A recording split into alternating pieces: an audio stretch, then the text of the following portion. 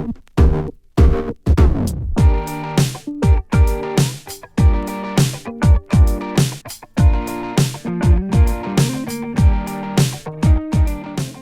tulemast kuulama Talent Hubi podcasti, mina olen Reet. Ja mina olen Katariin. Tänane olukord nii Eestis kui ka kogu maailmas on tõsine. Valitsus võtab iga päev järjest karmimaid meetmeid kasutusele, suletakse koole, keelatakse vabalikke üritusi ning lisaks kõrgendatud hügienile soovitatakse ka võimalikult palju püsida kodus ja teistest inimest üldse eemal. Meie plaan täna ei ole üldse arutleda koroonaviiruse ümber, aga küll on meie tänase saate teema seotud igapäevase töökorraldusega. Nimelt oleme tänasesse saatesse kutsunud inimese, kes on ise pikalt töötanud remotely. Ja mitte ainult, kogu tema tiim on töötanud remotely ja tegelikult ka kogu ettevõte. Tere tulemast meie saatesse endine Dogli personalijuht Evelin Andersbok. Tere! Miks ma ütlen endine, sest alates märtsi teisest poolest on Evelin tegelikult seotud Amplerpike'i tegemistega. Aga tänases saates keskendume ikkagi me Evelini kogemusele Doglis ja võib-olla tulevikus saame rääkida sellest, kuidas on Amplerpike'is läinud. Aga enne kui me liigume edasi siis sellele põnevale teemale, et kuidas nüüd siin koroonaviiruse taustal remotely töötada, saame natuke sinuga ka tuttavaks. Et alustame täitsa algusest. Kelleks sa väiksena saada tahtsid? Ma ei mäleta, et päris väikse lapsena oleks mul mingit suurt unistust olnud, aga ütleme keskkooli ajal, võib-olla isegi põhikooli ajal natuke olin ma väga huvitatud ajakirjandusest. Tegin koolilehte, toimetasin ja ka maakonnalehe noortelisa ja sealt ma olin täiesti veendunud, et minust saab ajakirjanik. Ja läksingi tegelikult seda õppima Tartu Ülikooli. Aga hiljem mu plaanid muutusid ja vahetasin ka eriala. Mis tahtsingi küsida, et mis siis juhtus, et täna sa ei ole ajakirjanik, täna sa oled personalijuht? Ei tea, mis juhtus, see oli lihtsalt asjade loomulik käik võib-olla, et mul siiani on niisugune soe tunne, kui ma mõtlen oma ajakirjanikest sõprade peale või suhtekorraldajate peale, et see on mulle väga südamelähedane teema endiselt. Aga Tartu Ülikoolist ma läksin edasi Ameerikasse, Dawson University'sse, mis on Baltimooris ja alustasin ka seal massikommunikatsiooni erialal, aga siis õppejõudude soovitusel vahetasin eriala politoloogia ja rahvusvaheliste suhete peale ja tegelikult isegi magistrikraadi hiljem tegin development studies ehk siis arengukoostöö alal ja töötasin ka sellel alal väga pikalt. Ja see, et ma jõudsin personali asjade juurde oli lihtsalt tegelikult täielik juhus, et lihtsalt nägin sobivat kuulutust ja mõtlesin, et miks mitte proovida midagi muud. Mu küsimus tahtsingi küsida, et kas oli juhuslik valik või teadlik, aga mis selles kuulutuses köitis sind? Miks sa kandideerisid? See oli tõesti täielik juhus. Lihtsalt ma nägin seda kuulutust. Seda jagas üks siis Dogli töötaja, keda ma tundsin varasemalt, põgusalt tundsin.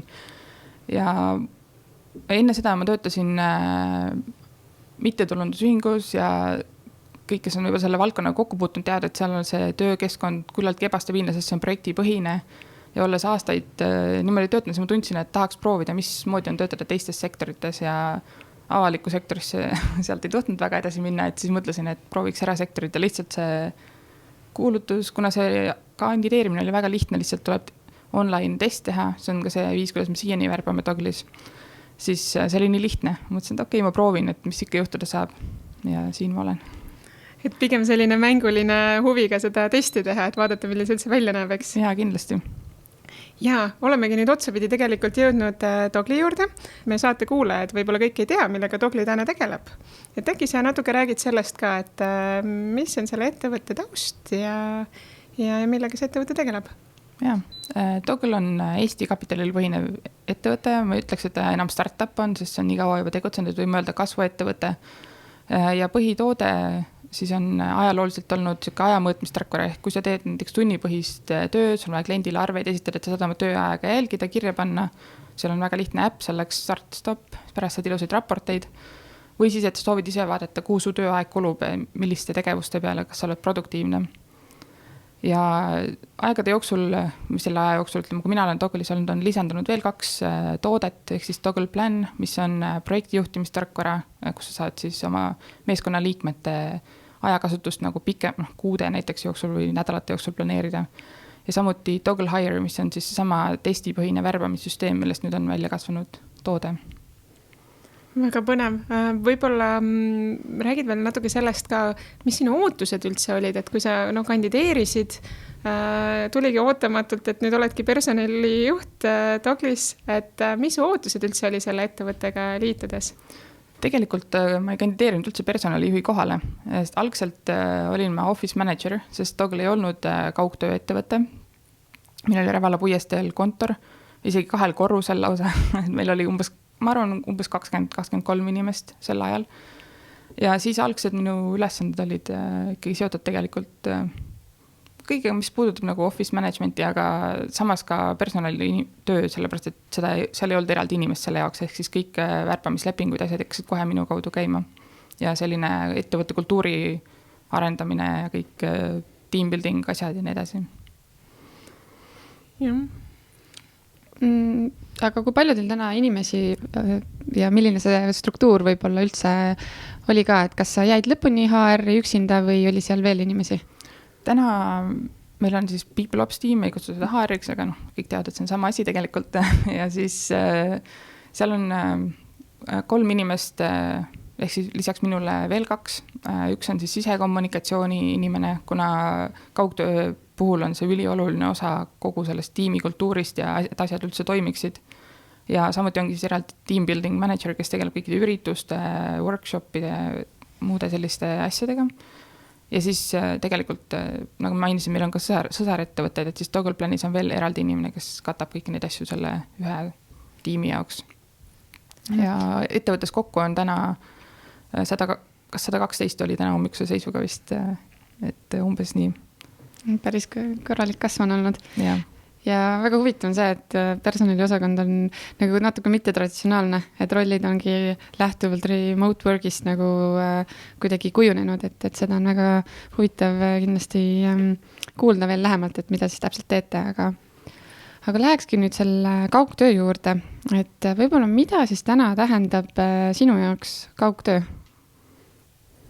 Jah, see on üsna suur küsimus. Ma arvaks, et kaugtöö on see, kui sa ei tööta koos oma tiimiga igapäevaselt, et kaugtöö ei pea tegema nagu, see ei tähenda seda, et on nagu Toggle, kus ühtegi inimest ei käi kontoris, sest meil on tegelikult Tallinnas ka praegu kontor, kus reaalselt mitte ükski inimene ei käi. Enamik meie inimestest ei ela üldse Eestis, et see on üks näide kaugtööst, aga tegelikult ka see, kui sa iga reede teed kodukontorist tööd, siis sa oledki kaugtööl ja neid vorme on hästi palju ja igale ettevõttele vastavalt nende nagu tingimustele või oludele, mis seal parasjagu on. Aga ma olen hästi palju mõelnud viimasel ajal, et miks see teema minu jaoks nii tähtis on ja miks ma sellesse usun. Ja see ei ole tegelikult see, et siis inimesed ei pea kontoris käima. Et tegelik see võtmeasi seal on ikkagi see vabadus ja paindlikkus, mida inimesed tahavad. Nad tahavad ise kontrollida oma elu, oma otsuseid, oma päeva osas ja nii edasi, et need on ikkagi põhiväärtused, mis on minu jaoks selle tuum. Et jah, näiteks mu enda näitel, et ma käin iga päev coworking spaces ehk koostöökeskuses ja see on ju samamoodi kontoris käimine. See on vabatahtlik ja see ei ole nagu ajaliselt kuidagi piiratud minu jaoks, et see on ka kaugtöö. Ja ma just mõtlesingi, et see paindlikkus, et kas käia kontoris või mitte, teha seda kodust, kohvikust, coworking space'ist, ükskõik kust mujalt, et see ongi siis nii-öelda see kaugtöö, et see paindlikkus nii-öelda siis seal taga. Jah, see paindlikkus saab ka nii pakkuda, et inimesed siiski käivad kontoris, et siis ma ei nimetaks seda päris kaugtööks, et siis ta on paindlikkus. Et kaugtöö ikkagi on see, kui sa ei ole füüsiliselt koos nende inimestega, kes on sinu meeskonnas või sinu ettevõttes. Mul on ka öelnud inimesed, kellel on väga suured kontorid, aga seal 5. korrusel on ka inimesed, nagu, kellega ma väga harva suhtlen, et sama hästi võiks mõelda, et nad on ka siis kaugtööl, aga see ei ole päriselt vist see, sest saad ikkagi jalutada sinna või liftiga sõita ja rääkida inimestega. Muidugi täna me räägime kaugtööst kui paindlikkusest, aga tundub, et lihtsalt sellest olukorrast viirusega seonduvalt see ongi võib-olla ainukene võimalus, kuidas edasi minna. Et kindlasti vaadata seda ka kahtepidi. Ja, tänaseks on see olukord väga muutunud või paljud ettevõtted on sattunud täiesti planeerimatult sellesse olukorda, kus neil on kohe vaja seda rakendada, mis on väga raske seis kindlasti, sest et alati ma soovitan inimestele, kes küsivad, et kuidas sellega alustada, et alusta vaikselt ja planeeri, räägi oma inimestega, aga praegusel juhul ei ole seda võimalust enam ettevõtetel. Et jah, see on üsna ekstreemne olukord. Ja me kindlasti tuleme tagasi selle juurde, et kuidas seda nüüd rakendada, aga võib-olla kust teil Doklis, ütleme siis, kui polnud nagu mingit keskkonnast, ühiskonnast sundlust või otsest vajadust, et kus see tekkis see mõte, et võiks nüüd hakata kaugtööd praktiseerima? Üks põhilisi põhjuseid oli ikkagi värbamine tegelikult, sest et see oli väga vaevarikas protsess, seal võttis kaua aega ja siis, kui seal isegi leidsid lõpuks seal inimesi, siis tuli veel, et ei sobi, või kõik otsast peale alustama ja meil ei olnud ju in-house nii-öelda seda ka värbajat või kes nagu seda teeks nii palju. Ja siis seal tekkisidki 2 asja, oli see testipõhine värbamine tegelikult ja siis tekkis ka see kaugtöö, mis käisid väga hästi käsi käes ja mõtlesime, et milleks piirata ennast Eesti turuga või Tallinna tööjõuturuga, kui saaks mõelda globaalselt värvata kust iganes, et andekaid inimesi on väga palju maailmas. Ja siis see teine pool sellest on, et ta ju lisab meile mitmekesisust ettevõttes ja kui meie toode on globaalne, siis meie töötajaskond võiks ka olla, et eestlased ei pruugi kõike mõista, kuidas maailm töötab. Okei, et see vajadus tekkis sellest, et head talendid on igal pool maailmas, et nad võivad ükskõik kus olla.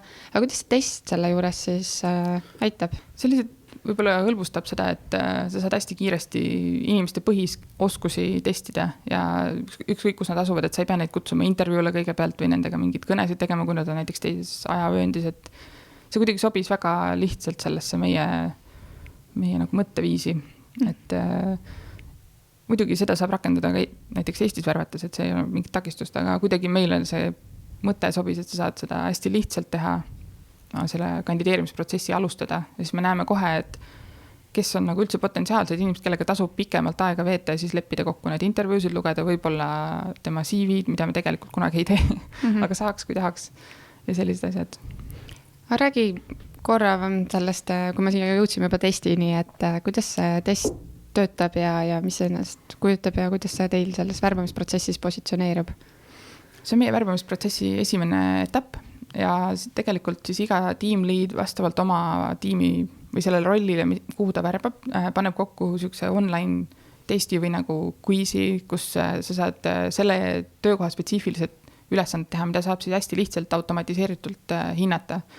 Näiteks arendajatele mõni koodiga seotud lihtsamad sorti ülesanne, turundusinimestele mingid valikvastustega küsimused ja nii edasi. Ja siis me saamegi sellest automaatse skoori ja need, kes on top kandidaadid, nendega me hakkame edasi töötama. Et seal on siis intervjuud ja kõik nagu ülejäänud protsess tuleb järgi. Okei. Nii, aga kui nüüd tulla tagasi, et värbamisest tekkis see vajadus, et see inimeste sissetoomine, aga et kui te nüüd seisite silmitsi selle reaalsusega, et olidki inimesed igal pool üle maailma laiali, tegid kaugtööd, et kuidas te selle protsessi üles ehitasite, et milliseid ümberkorraldusid pidite tegema?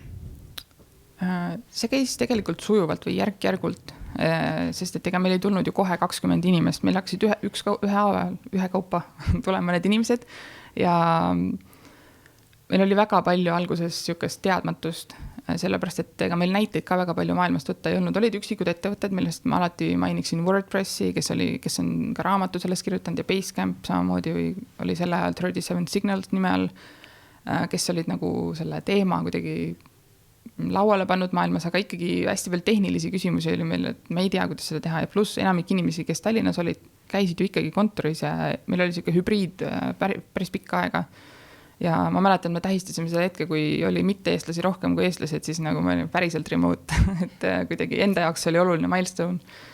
Mis hetkel see oli? Ma võib-olla ütleks, et 2 aasta jooksul, ma peast oska täpselt öelda, aga 1,5–2 aastat, ma arvan, võis minna selleni. Et meil sel hetkel ei olnud õnneks kasv nii kiire. Hiljem on olnud aastaid, kus on näiteks 2-kordistunud töötajate arv, aga tol hetkel ta tuli sujuvalt ja me kõik koos õppisime, kuidas seda teha ja aja jooksul tuli ka teisi ettevõtteid juurde, kellelt me saime kogemusi võtta üle ja nii edasi. Aga siin on vist see, et see on iga ettevõtte puhul nii erinev, mismoodi nende üldsegi organisatsiooni struktuur on, missugused tööviis, mis toodet nad arendavad või kas neil on kliendid, palju kliente või ei ole kliente, näiteks tooteettevõtte nagu meie, et see väga palju mõjutab. Mitmes ajatsoonis te täna olete? Ma ei ole kokku lugenud, aga neid on palju, et meil on igal kontinendil ikkagi keegi. Okei, aga läheme veel nagu võib-olla süvitsi sellega, et siin te õppisite aja käigus, et kuidas see remote töö siis teile töötab, et mis on need võtmeelemendid näiteks täna, mis teie pool siis kindlasti töötavad? No ma ütleks, et asjad, millega me võib-olla nägime vaeva ja mis tänaseks oleme nagu paika enam-vähem saanud, võib-olla siis on näiteks koosolekute pidamine, et videokõnede tegemine oli ka tehnilisel põhjustel, et näiteks neid tööriistu ei olnud nii häid sel ajal saada. See oli üks asi, mida me oleme timminud ja me oleme õppinud ära, et kui sa teed näiteks videokoosolekuid, siis kõik inimesed on oma arvutiga ühe kaupa osalevad, mitte ei ole niimoodi, et on 5 inimest kontoris laua ääres ja siis üks kuskilt helistab sisse ja siis on kindel, et seal ei ole mugav kellelgi olla. Üks asi, mis me oleme ka, ma arvan, väga hästi, hästi ikkagi paika saanud on, et me dokumenteerime hästi palju oma protsesse, paneme kõiki asju kirja. See on ülioluline selles suhtes, et kui keegi tuleb, tal ei ole võimalust minna ja koputada kellegi õla peale, et räägi mulle kähku ära, kuidas see asi käib. Saaks muidugi seda Slacki kaudu küsida või videos, aga see on palju keerulisem, et ma olen aru saanud, et hästi lihtne on ikkagi, kui sa paned kirja need asjad, see on tüütu võib-olla sel hetkel, aga sa ei pea seda pärast 100 korda uuesti seletama igale inimesele. Ja inimesed saavadki iseseisvalt töötada, kui ta on, näiteks ongi teises ajavööndis või mis iganes muul põhjusel, et ei pea olema kogu aeg samal ajal online, samal ajal tegema näiteks, et see aitas hästi palju. Ja me oleme päris palju teinud tööd oma juhtidega ka tegelikult, et kuidas siis teha neid üks-ühele vestlusi, kui sa teed seda videoteel või üldse, kuidas neid teha, aga ikkagi seal on mingisugused erisused ilmselt, kui sa ei näe inimest reaalselt ja sa ei näe võib-olla igapäevaselt missugune, et kui ta on veitsi norgu vajunud, et äkki sa lähed ja küsid, sest et see ei paista välja kuskilt kirjateelt. Et selliseid asju me oleme õpetanud siis inimestelt, kuidas tähele panna ja rohkem otse küsida asju, mis mind huvitavad. On sul mingid häid nippe välja tuua, et ütleme, et kui minul on ka tiim, kes on remotely ja ma nüüd mõtlen, et kuidas ma nüüd nendega siis neid one-on-one teen, et mis sa mulle näiteks kohe soovitaksid? Kõige esimene soovitus on, et tee neid, sest et hästi paljud inimesed jätavad selle tegemata ja ega siis ei juhtu midagi, kui sa neid ei tee. Ja oluline on tekitada see usalduslik suhe selle töötaja ja sinu vahel ja see peab olema vastastikune ja usaldus ei teki üleöö sellepärast, et sa oled tema ülemus, vaid sellepärast, et sa oled teinud tegusid, mis tõestavad talle, et sa oled usaldusväärne ja vastupidi. Ja selles one-on-one vestluses siis tulebki päriselt küsida neid asju, mis sa teada tahad. Et kui sa tahad teada, et kuidas sul läheb, siis sa küsid, kuidas sul läheb, mitte ei ürita eeldada või kuidagi õhust seda püüda. Ja nüüd rääkides sellest dokumenteerimisest, siis kas see näiteks tähendab nii, et kui mul on, ongi see tiim ja et nüüd ühes ajatsoonis nad teevad tööd, siis keegi teeb tööd, ta siis paneb kõik kirja, et kui keegi teine ärkab, siis ta teab, et mis on võib-olla kellegi tiimikaaslase poolt eelnevalt tehtud, mingid küsimused, mis seal tekkisid või kuidas kas see käis niimoodi kuidagi või kuidagi teisiti?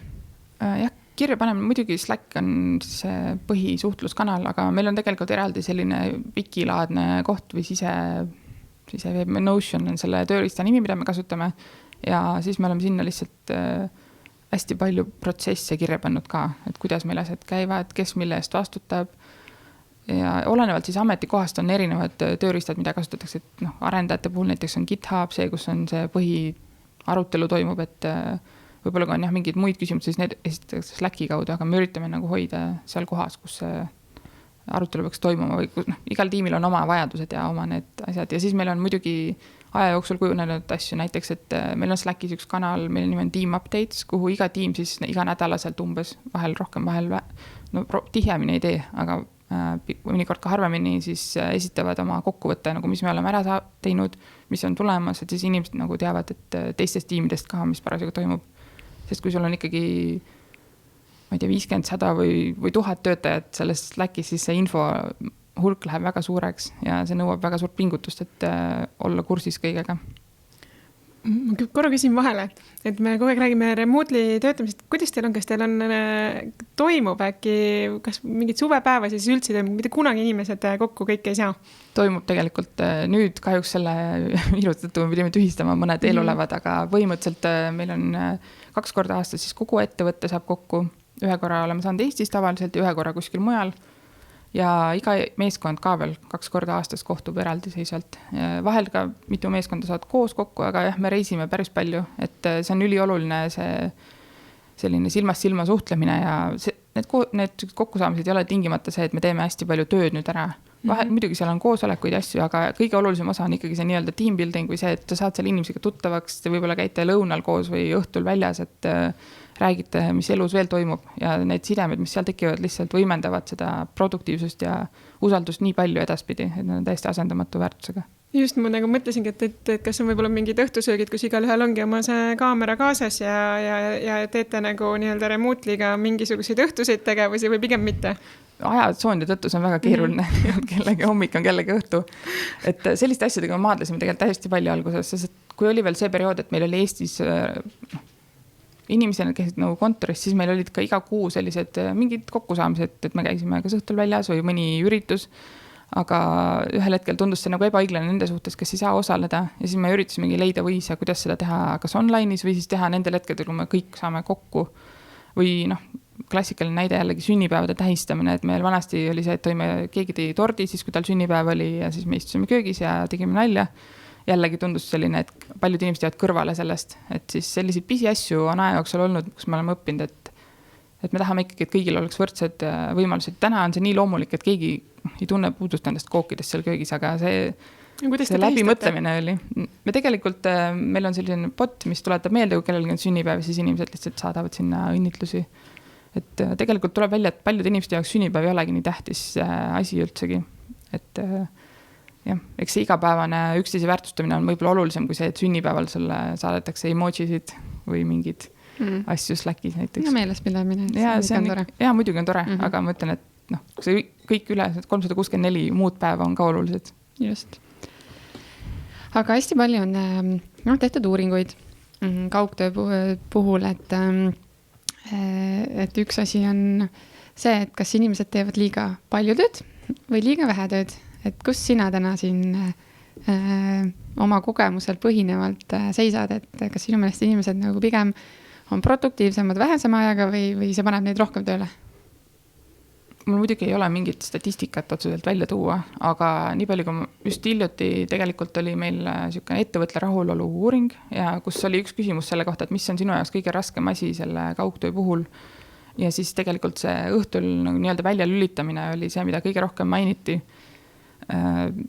Sest et kõik saavad aru, et sul tulevadki need teatised sinna telefoni, et keegi sulle saadab sõnumi ja kui sa ise nagu ei distsiplineeri ennast, siis sa oledki seal lõksus, võib-olla sa teed õhtul veel seal sama arvutiga, kas mängid mänge või ma ei tea, vaatad Netflixi midagi sellist, et siis ikkagi sa näed neid asju ja me arutasime seda omavahel, et mis nagu võiks teha, et mis soovitused kellelgi on, mis on kellegi jaoks töötanud, et ikkagi hästi oluline oli see, et ise kehtestada endale need piirid, et isegi kui ettevõte sulle ütleb, et me ei oota, et sa neid sõnumeid loed vabal ajal, siis inimesed ikka teevad seda, et me ei saa seda lõpuni ettevõttena kontrollida, et inimene ise peab vastutuse võtma enda selle heaolu eest ja leidma endale hobisid, see oli palju asju, mida soovitati, et või mida paljud inimesed soovitasid, et leia mingi tegevus peale töö, mis sulle veel meeldib või mis sulle isegi rohkem meeldib, et siis tegele sellega kohe pärast tööd näiteks, et siis sa oled sunnitud selle ära lõpetama.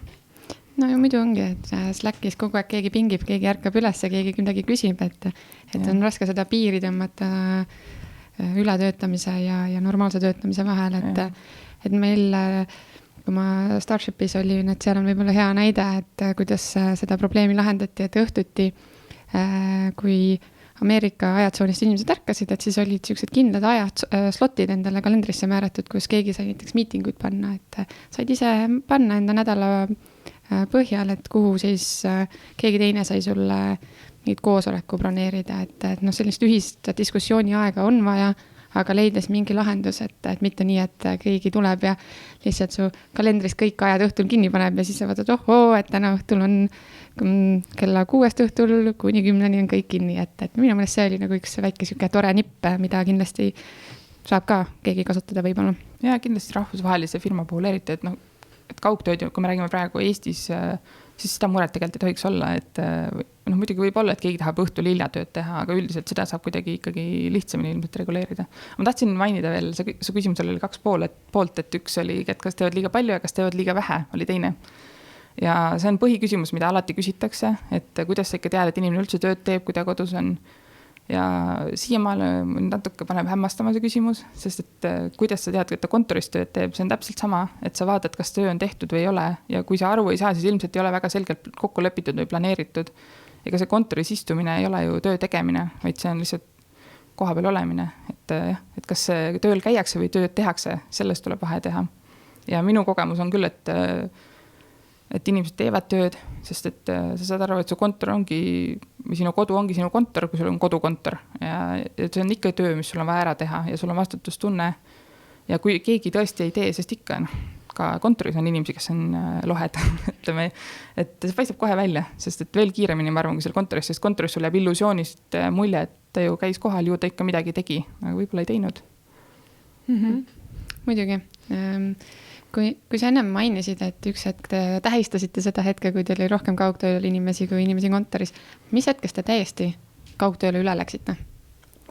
Tegelikult algusest peale me nagu võtsime selle eesmärgi või selle suhtumise, et kõik asjad, mis me teeme, peavad töötama selles mõttes full remote ja kõigil oli õigus või võimalus minna kodus töötada. Lihtsalt meil oli nii tore seltskond, et me meeldis olla üksteisega koos, aga aja jooksul kui sul näiteks sinu tiimis enam kedagi Eestis ei olnud, siis nagu ei olnud väga mõtet sinna kontorisse otseselt tulla ja siis paljud inimesed hakkasid ikkagi kodust tööd tegema ja tänaseks ongi nii, et enamikes tiimides on nii hajunud üle maailma laiali, et seal ei ole mõtet nagu käia. Ma enne viitasin ka ühele uuringule, et see Bufferi ja Angel Listi uuring, et võib-olla teine asi, mis sealt välja tuli, et kui nüüd küsitlesid 3500 inimest, kes teevad kaugtööd, oli see, et võib-olla kõige suurem murekoht kaugtöö puhul on see, et inimesed tunnevad üksildust ja sihukest suhtlust, vahetu suhtlust puudust sellest. Et kuidas teil sellega lood olid? Kas tuli ka näiteks välja kuskilt seda? Ja see tuleb aeg-ajalt ikkagi välja, sest et see ongi väga inimlik vajadus suhelda teiste inimestega. Ja kui meil on näiteks palju suhteliselt noori töötajaid, kellel ei ole veel peret loodud ja võib-olla elavadki üksinda, et kindlasti, või isegi kui sa ei ela üksinda, aga sa oled päev otsa üksinda kodus, teed tööd, sest su partner on tööl. Jah, paljud inimesed on sellega maadelnud, aga me oleme leidnud kuidagi lahendusi ja see on samad soovitused tegelikult, mis ma enne ütlesin, et sa pead leidma hobisid, sa pead käima kodust väljas. Viimasel ajal on üha rohkem inimesi hakanudki neid koostöökeskuseid kasutama. Ma ise tegelikult tundsin selle sama ja sellepärast läksingi sinna coworking space, et kuidagi antisotsiaalseks muutud seal kodus, et sul hakkab meeldima see, et sul ei ole inimesi ümber ja siis ei ole üldse loomulik tegelikult, et sa hakkad vältima mingeid sotsiaalseid olukordi. Et kindlasti tuleb hästi tähelepanelik olla ja ma arvan, et ka juht peab oma töötaja puhul nagu jälgima seda ja küsima, kuidas tal sellega on.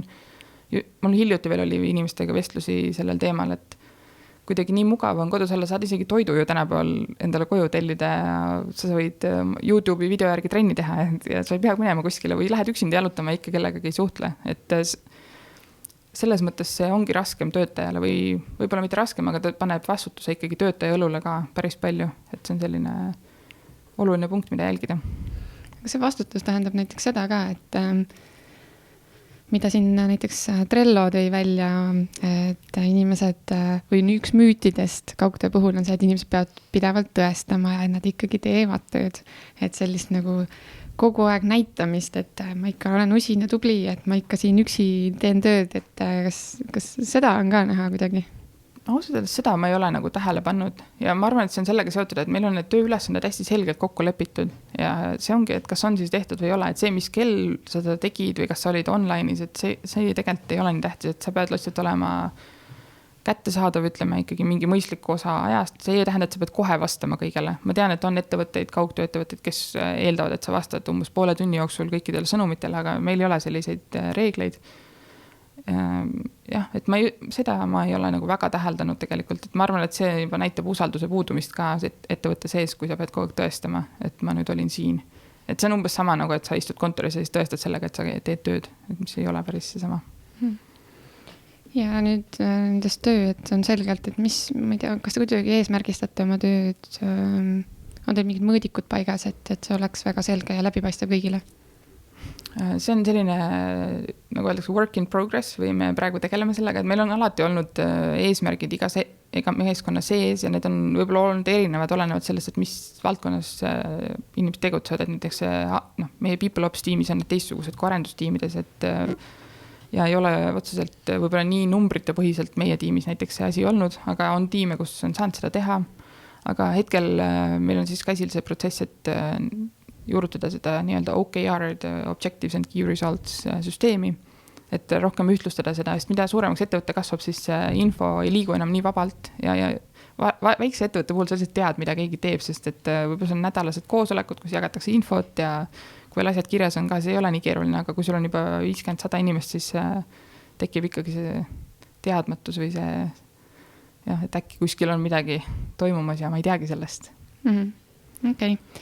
Ja võib-olla veel remote töö korralduse poole pealt küsiks lõpetuseks seda, et kuidas teil see tasu pool on üles ehitatud ja ma mõtlen just siin seda, et kui sul on kontor, siis sul seal on internet ja võib-olla mingi kohvi saad võtta ja puuviljad, et kas kuidagi on kompenseeritud see osa ka töötajatele, kui nad kodus töötavad? Meil on kompenseeritud kodukontori ülesseadmine, ehk siis meil on eraldi eelarve iga inimese kohta, et osta endale, ma ei tea, laud ja tool ja monitor ja sellised asjad, mis sul vaja võiks minna, et see ergonoomiline töökeskkond luua, interneti loomulikult, või siis ka see sama coworking space, et kui keegi tahab sinna minna, siis me kompenseerime seda, aga toidu osas ei ole ja selliste vahendite osas oleme ikkagi piiri tõmmanud. Et samas jällegi ma tean, et maailmas on ettevõtteid, kes annavad näiteks igakuise Starbucksi sellise kinkekaardi, mida sa siis kasutada, et käia seal tööd tegemas, sest väga paljud inimesed kasutavad tegelikult kohvikuid ka. Kuigi enamik töötab kodus, siis ikkagi. See on variant, et miks mitte seda ka pakkuda. Nii, aga näpunäitid siis võib-olla meie kuulajatele ka, et keegi värske, kuulaja tahab nüüd hakata ka enda tiimi üles ehitama või olemasolevat tiimi ümber muuta siis kaugtööle, et mis võib-olla on esimesed soovitused sellisele inimesele, kes seda tahab teha? Ja praeguses kontekstis ilmselt see proovimine on nagu selline väga võib-olla sunduslik, aga igal juhul ükskõik mis põhjustel seda proovida, ma arvan, et kõige tähtsam on sellest omavahel rääkida, et mis on inimeste ootused ja mis on juhi ootused töötajale ja vastupidi, et ei tekiks sellist politseiriigi õhkkonda, et mind kogu kontrollitakse ja ma pean oma võib-olla isegi minuti pealt oma seal tööaega tõestama, et tegelikult võiks siis kuidagi proovida leida see kompromiss ikkagi. Ja see on hästi oluline ja samas proovida siis teha kõik info nagu inimestele kätte saadavaks, et ma tean, et teatud asutustes ja ettevõtetes võib olla turvariske või muid sellised põhjuseid, aga enamikes ettevõtetes, ma arvan, on võimalik dokumente jagada ja vaadata, et inimestel oleks ligipääs ja võib-olla hea, kui teil ei ole kasutusel mõnda suhtlussüsteemi, näiteks Slack või ka Skype'i chat või midagi sellist, siis tekitada see võimalus, et saab reaalajas ka üksteisega suhelda ja leppida siis kokku, et mis need ajaraamid on, milles võiks keegi kättesaadav olla, et mingisugune ühisaeg võiks ju ikkagi olla,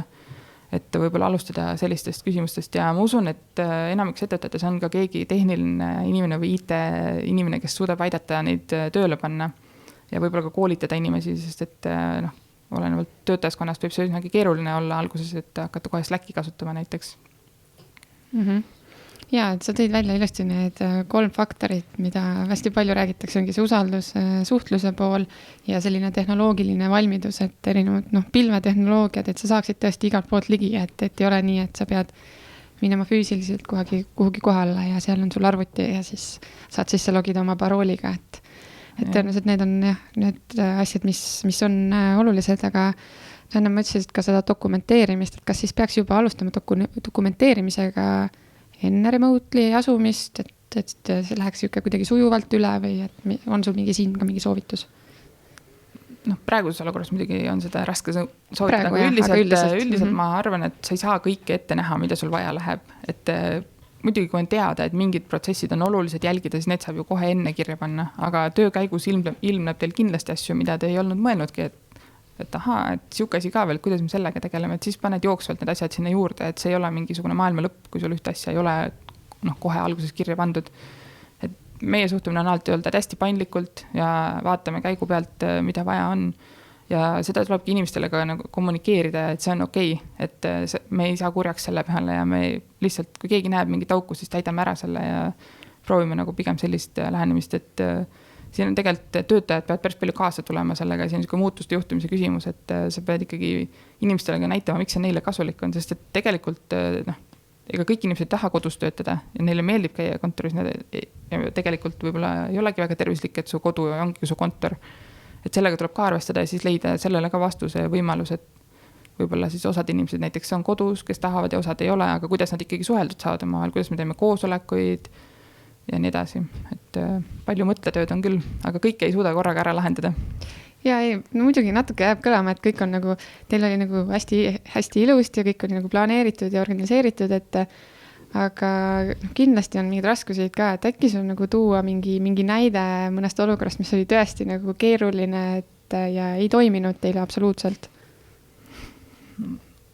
Ma ei tea, kas on nagu sellist täiesti metsa läks midagi asja, aga kõik need pisiasjad võivad kohati väga kurnavaks muutuda. See sama koosolekute teema, meil oli kõik meie töötajad või kes on varasemast mäletavad seda, et kui meil oli ikkagi enamik inimesi Tallinnas, siis meil oli iga reede oli selline koosolek või kokkusaamine, kus kõik osalesid ja kus siis tehti näiteks ettekandeid kas mingite projektide kohta või keegi oli käinud konverentsilist ja nagu rääkis sellest. Ja siis, kui sul on 1 või 2 inimest kuskil teises maailma otsas, et tahad neid ka kaasata, siis me leiutasime seal igasuguseid viise, kuidas teha videoülekandeid, siis meil oli isegi stuudiovalgustus mingi hetk ja siis inimesed istusid seal koos, et kuidas sa ikka näed samal ajal esinejad ja publikut ja slaide ja see läks väga-väga keeruliseks, kuni me lõpuks otsustasime, et see on täiesti naeruväärne, et me lihtsalt igaüks istub oma arvuti taga, isegi kui sa oled samas ruumis ja see asi on lahendatud, aga selleni jõudmine võttis meil väga pikalt ja kuidagi olime nagu nendes vanades mudelites võib-olla liiga kinni ja selliseid pisikesi näitajaid on palju, et nad tagantjärgi see ei olnud üldse mingi probleem, kui ma nüüd vaatan, aga tol hetkel ikkagi murdsime pead selle üle, et kuidas seda sünnipäevad asja ikka lahendada, sellised näited. Aga kuidas sellega on, et ikkagi selle usalduse puudumise pärast või kui keegi kuritarvitabki seda usaldust, et ütleme, et sul on inimene töötab kaugelt ja tegelikult ongi asjad tegemata. Ja nagu sa näed ja sa proovid ja eesmärgid on ja nagu midagi toimub, aga samas midagi ei toimu ka. Kuidas siis käituda? Ma arvan, et siis esimene asi hästi kiiresti ikkagi rääkida selle inimesega, uurida, et võib-olla midagi juhtunud, sest vahel on ka seda, et inimesel on eraelus mingisugune probleem. Aga ütleme, et ei ole ja ta ongi lihtsalt laisk olnud, et siis tuleb ikkagi nagu tavalises ettevõttes, et sa ju annad hoiatuse ja sa teed mingi plaani, et kuidas edasi minna, et täpselt samamoodi, et seda ei tohi kindlasti jätta niimoodi ripakele, sest see hakkab õõnestama seda moraali kogu selles meeskonnas või tiimis. Ja siit üks väga huvitav mõte, mis tekkis, et kuidas te seda korraldasite? Teistes riikides teil ei olnud juriidilisi kehasid, et mis lepingutega inimesed töötasid, kuidas see pool kõik oli üles ehitatud? Need lepinguid on erinevad, sellest ma arvan, võib eraldi saate teha, et väga põhjalikult ei hakkaks siin rääkima, aga jah, need lepinguvorme on erinevaid vastavalt sellele, et kus riigis keegi on ja kas tal on näiteks enda ettevõte või ei ole, et see on selline valdkond, mis tegelikult on globaalselt reguleerimata lõpuni ja see on nii uus lihtsalt, et nii palju, kui ma olen rääkinud teiste nagu kaugtöö ettevõtetega, siis ei ole kellelgi lõplikku õige vastust siin ja et see on natuke selline keerulisem, pikem teema tegelikult.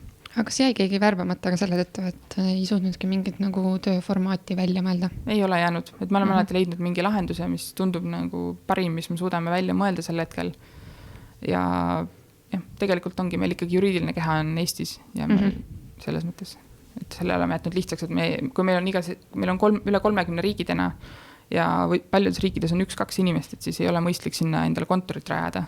Võib-olla see inimene läheb aasta pärast töölt ära, et siis paned uksed kinni. Et väga suur töö. No kindlasti on jah, sellel ka veel küsimused, et need raamatupidamislikud ja maksuküsimused ja lepinguformaadid, et neid asju on, ikka tekib juurde, et kas te, ma natuke puudutan ikka seda teemat, et kas te leppisite siis kuidagi vastavalt siis kandidaadiga kokku, et kes teile pidi tööle asuma, et mis need variandid on, et kui palju nagu tema pidi panust panema, kui palju teie nagu tegite seda uurimistööd? Me ikka proovime ise nii palju ära teha, kui me saame, et omalt poolt mingid variandid välja pakkuda, sest et nagu ma ütlesin, et see ongi reguleerimata, see on uus valdkond, ega töötajatel ka ei ole seda kogemust, et peame koos ikka välja mõtlema. kuidas sellega on, et võib-olla kui kellelgi on konkreetsemaid küsimusi, siis võivad minu poole lihtsalt hiljem pöörduda, et me saame nagu oma kogemust täpsemalt jagada, et ma arvan, et see on liiga keeruline, et seda praegu seletada. Ja siit ongi hea üleskutse, et tõesti, et kui kellelgi on küsimusi, et siis saab pöörduda Evelini poole, et leida võib-olla nende praktikatesse head vastused, et kindlasti see on niisugune lai teema. Aga vist liigume siit edasi. Ma küsiks veel tegelikult nende töövahendite tehnoloogiliste lahenduste kohta, et hästi oluline, sa ise tõid ka välja, et mainisid Wikit, et seal peaks olema mingisugused protsesside kirjeldused, sa tõid välja Slacki, võib-olla kust kohast ta kas või oma videokõnesid teete, et kui nüüd, ma ei tea, 112 inimest üheaegselt liitub ühe kõnega, et mis töövahendeid te kasutate, mis on nagu sellised must be teie jaoks, mida te täna ei saaks nagu, ilma nendeta ei saaks seda teha? Videokõnede puhul kindlasti Zoom, mis on parim, mis me oleme suutnud leida ja see töötab tõsiselt ka suuremate rahvahulkade puhul ja seal on päris palju selliseid lisavõimalusi ka, mida me isegi ei ole, ma arvan, enamike kasutanud, et sellest üsna sellest põhiasjast meile on piisanud, aga see on väga oluline. Zoom on siis videokõnedeks, jah, just. Saab ka webinari teha, kus tõesti 100 või isegi 1000 minu teada inimesi saad sinna liita. Või personali poole pealt on siis Bamboo HR, mida kindlasti paljud kasutavad juba ka tavaettevõtetes. Ja üldisen nagu see meie mõtteviis või lähenemine ongi, et leida asju, mis on ikkagi pilveteenused ja hästi automatiseerida hästi palju asju ära, et ei peaks käsitsi tegema. Kas või selline asi, et kui inimene tuleb tööle, et eks ju talle kontode avamine ei tohiks olla liiga raske ja selleks ei pea kontorisse kohale tulema ja keegi ei ole nagu IT-abi, kes su kõrval istub ja su arvutit seadistab, et kõik peab olema ise hästi lihtsalt tehtav. Ja pakute mingit tuge võib-olla online'is kas või, et kui keegi jääbki hätta oma mingi asja üles seadmisega? Eks me ikka aitame, ütleme nii, et seda tegin mina, et see ei olnud väga keeruline, et ma ei ole kindlasti IT-haridusega inimene ja ma suutsin neid inimesi aidata lihtsamate asjadega ja kui tõesti oli seal VPN-i või mingid keerulisemad küsimused, et siis on meil inimesed, teised meeskonnaliikmed, kes aitavad, aga ei ole eraldi inimest selle jaoks küll. Ja need tööriistu, jah, mul ei olegi selliseid suuri võib-olla välja tuua, aga ma olen tegelikult ühe blogipostituse ise kirjutanud nendest, et kes tahab vaadata, seal on päris palju neid, kas 16 või isegi rohkem, ma panin neid kirja, mis on põhiasjad, mida me kasutame vastavalt vajadusele või mis probleem on vaja lahendada. Ja selle viite leiab kindlasti ka nüüd meie podcasti blogipostist, et kuulajad praegu, kes mõtlevad, kus kohast seda leida, siis kindlasti Talent Hub. Väga tore. Ja kui me rääkisime natuke sellest töökohtadest, et lauad ja muud asjad te katate, et kas töövahenditega on sama, et kui on arvutid, kõrvaklapid, mingid videoseadmed? Ja, muidugi varustame, sest me ju teeksime seda kontoris samamoodi. Et vahel on kuulda seda mõtet, et jah, saadki inimesed kaugtööle, et see on odavam, et saate kontori rendi pealt kokku hoida, ei pea neid teenuseid tarbima, et tegelikult ikkagi tuleb luua inimestele meeldiv töökeskkond ja pakkuda seda, et muidugi me ostame arvuti ja sama kõrvaklapid, mis vaja on.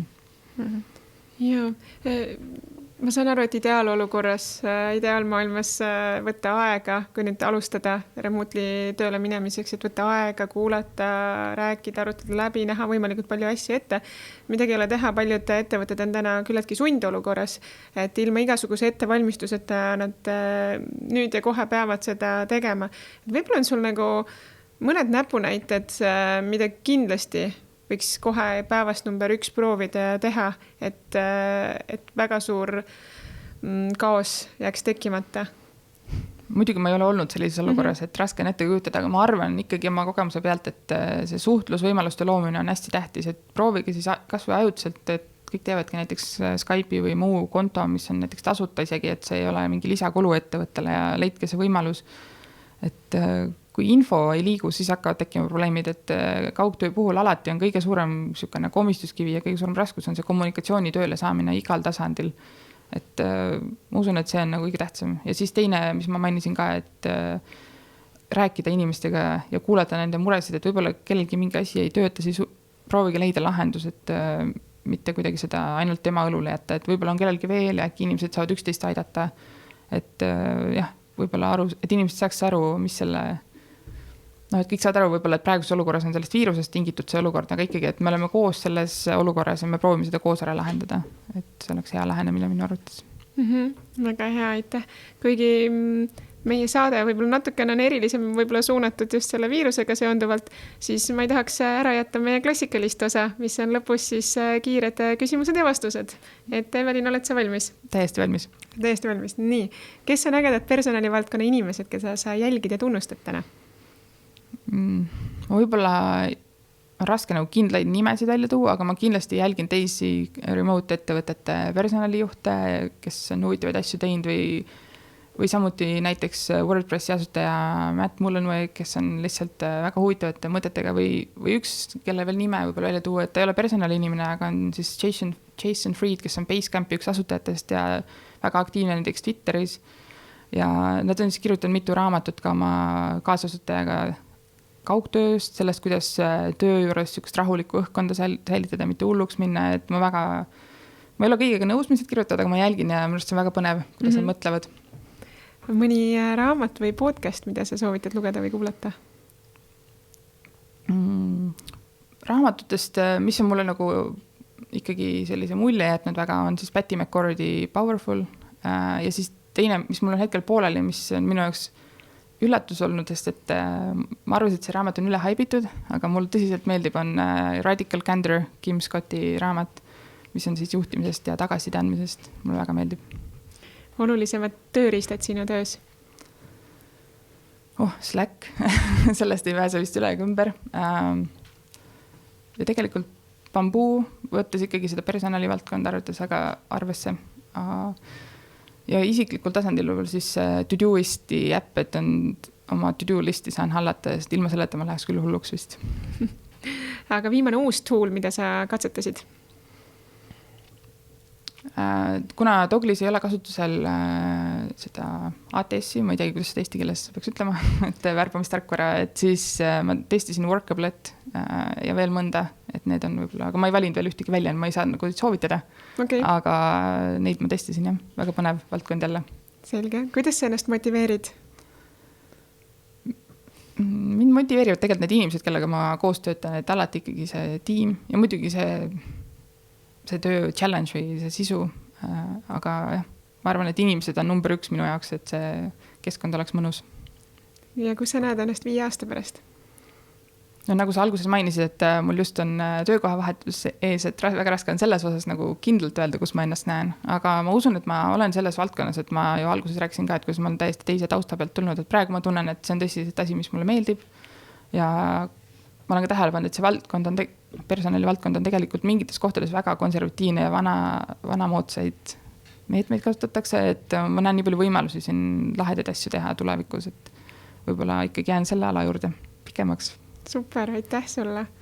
Ja aitäh sulle üldse jagamast oma mõtteid ja ideid ja kogemusi just selle remotely töötamise osas, et paljud inimesed näevad selles tohutut hirmu, aga nagu sa ütlesid, siis enamik probleemid on need samad, mida me kohtame ka kontoris töötades, kas inimene teeb tööd või ei tee tööd, et need probleemid on iseenesest sama, et see suhtumine just on õige. Tänases olukorras küll jah, seda pikka ettevalmistust ei saa teha, aga ärgem kartke nagu koju jääda ja kodus tööd teha, kel vähegi võimalik on. Ja see on väga huvitav eksperiment tegelikult, et kuigi ta on raske, aga ma ikkagi julgustan inimesi, et proovige, mis ikka juhtuda saab. Aitäh sulle! Aitäh!